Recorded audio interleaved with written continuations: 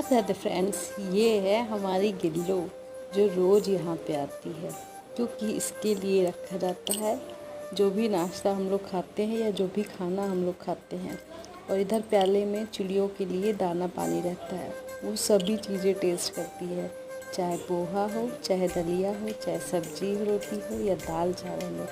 हमारे घर का सारा खाना चिड़िया और ये गिलहरी तो ज़रूर टेस्ट करके हमें बताते हैं, हाय गिल्लो, कैसी हो तुम, हमें देख रही हो।